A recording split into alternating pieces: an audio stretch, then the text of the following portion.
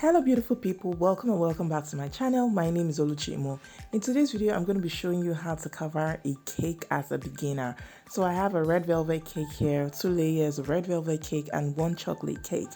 And I'm going to be showing you a raw real-time, kind of, in quote, not real-time per se, but just what goes on behind the scenes if you're covering a cake. And for this, I'm going to be using my super stable whipped cream. That's it right there. Get the recipe on my channel. So I'm going to start by putting my whipped cream, of course, on the cake layer just as my filling. And one thing I want to share in this video is how to work with layers that are not leveled.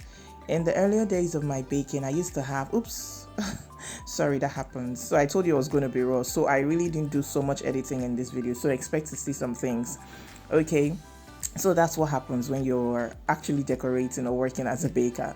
So in the earlier days of my baking, I used to experience cakes coming out not leveled because I had a small oven I was working with, and it usually doesn't take 2 10-inch pans comfortably, in quote. So one will end up coming out bent. So that's how one of the layers actually is here, and I didn't remember to show you a video or a clip before using it, but just in case you have a layer like that, what do? Let's watch and learn. So that's the layer right here. It's slanted to one side, so you can see that space right there. So what I just want to do is to balance it well and then go right ahead to trim it, after which I would show you what to do. And it's a thing that is not bad. It is something that bakers do, most bakers do. I see it online as well, and there's nothing being ashamed about. Okay, so what do? You just fill your cake. You fill it with your cake trimmings, or you fill it with cake crumbs, so that it's going to be balanced or leveled for you to work with.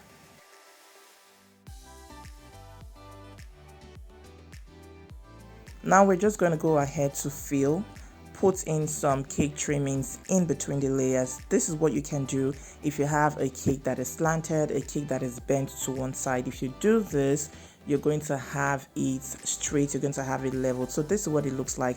You can actually fill more, and I'm going to fill more so that everywhere is covered, and when you crumb coat, you have no issues. When you cover, you have no issues whatsoever. And this cake is for my children's inter-house sport, so I'm going to give it to them to use, to share, and just to celebrate the day. Now this is me putting some buttercream onto the board before flipping it.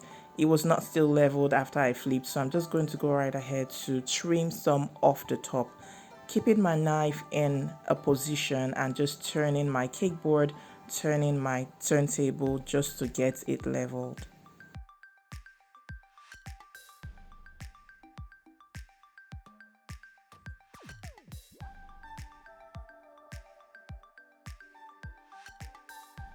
Now I'm done with the trimming and the filling, and this is what it looks like. You can see that it is flat now, it's okay. So I'm just working with a very simple design, and this is one thing I usually like to do, because if I don't work on it now, it's definitely going to disturb me when I start decorating. So it's better to get it ready, fine, for you to work with.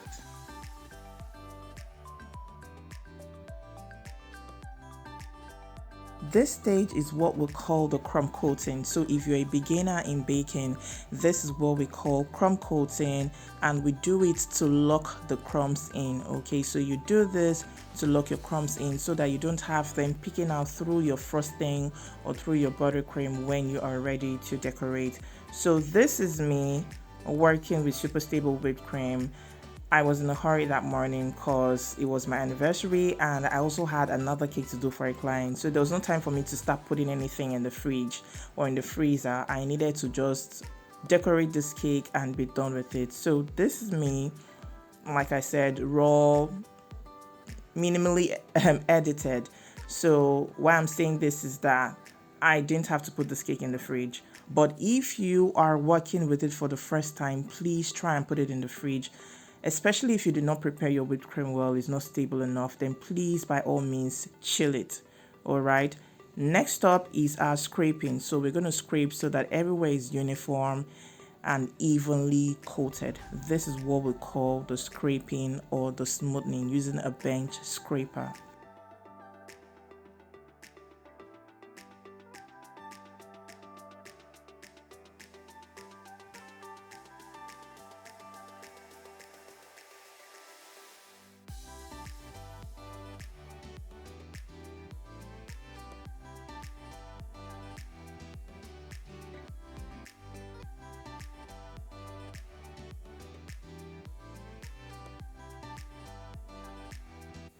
it's time to cover the cake.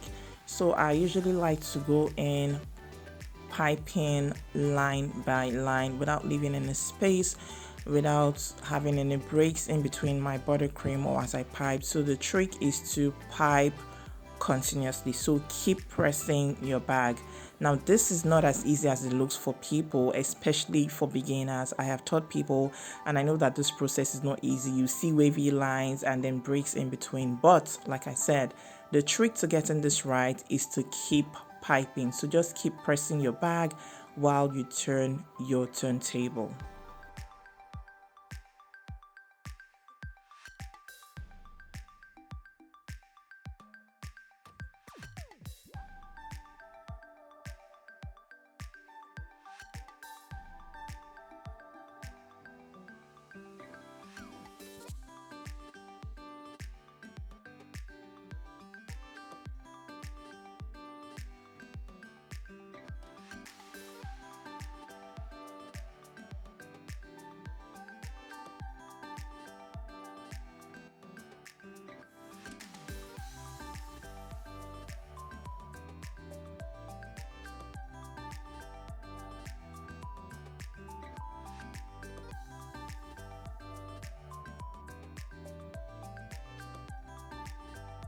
The next stage is to smoothen. So I'm using what we call a small spatula or my offset.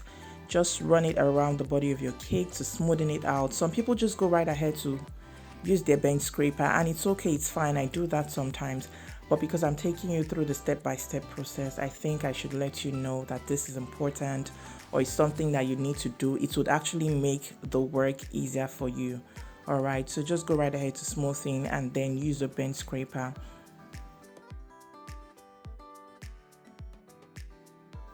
Usually you will have some spots like this that are not filled. So you go in with your frosting, whatever you're using, whipped cream, buttercream, SMBC. Just go in to fill all those places and then repeat the scraping of the body of your cake.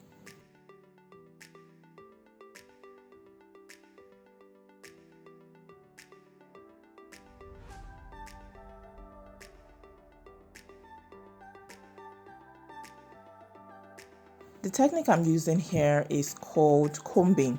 So I'm working with a cake comb, just holding it at an angle and then going around my cake. The trick or the tip when using a cake comb is to keep combing. So just keep going round until it smoothens out itself.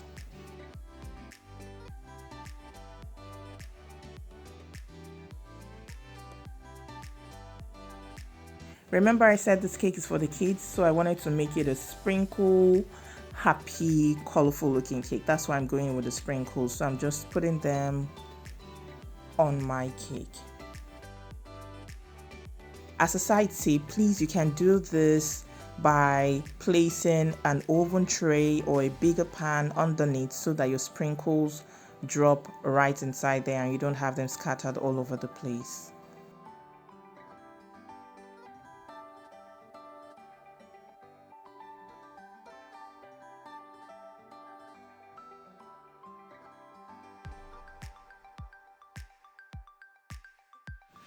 And then this happened. So I wanted to pick a tool from my left and I smeared my cake. So I'm just going to fill it in. After thinking of what to do for some seconds, I was just like, I can't comb this cake again. I already have sprinkles on it. So what am I going to do? So just in case you find yourself in this kind of situation, you can try this. So I'm just going to fill in and then I will think of what to put there to cover up that spot. Now this is my Rosettes piping. I'm piping what we call rosettes using Wilton tip 1M. So you pipe at an angle of 90 degrees and then you just keep going around. It's pretty easy, pretty simple, and with practice you can actually get this done like a pro. There we go. I'm using a big butterfly to close that spot. It wasn't part of the plan, wasn't part of the design, but I just had to use it to cover that spot. So this is something you can do. You can pipe rosettes there. You can just do something to cover it up, especially if it's something that you can't, a mistake that you can't redeem. So I'm just adding some more butterflies just to put or make it look uniform.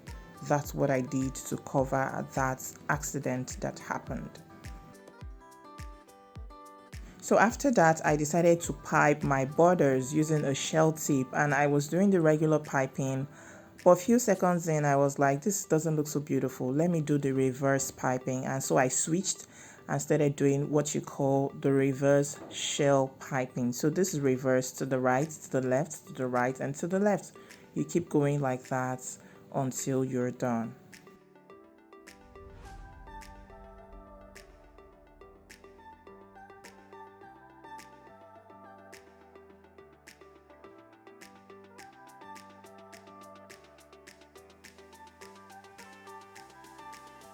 Now this is the point where I had to add the inscription for the cake. It's a very, very simple, pretty easy cake. Just something for them to eat, celebrate. So this is how I write. Some of you have requested for writing videos. I will try and do something about it, although I actually have a course detailing how I write. Okay, so if you're interested, you can reach out to me. It's available. I'm sorry, I didn't know that I was blocking the camera actually, but I usually like to support my right hand with my left when I am writing so that I can keep steady hands. That's the price of the course on the screen right now. Please, if you're interested, send me a mail to ibakesig@gmail.com. And the disclaimer is this: please, you're not going to start writing immediately, okay, like me. It'll take time for you to practice and start writing nicely and beautifully like this. So don't expect magic to happen, all right? But if you're interested, please send me a mail. So that's it. Thank you so much for watching. I believe that you enjoyed this video, short, simple, and straight to the point. Please drop me a nice comment, smash the like button, and subscribe to my channel if you're yet to subscribe to my channel. If you have questions as well, you can drop them down in the comments below and I'll respond to them. Thank you so much for your kind wishes on my anniversary. I'll respond to all of your comments. Until I see you in the next video, stay happy, stay safe, and stay blessed.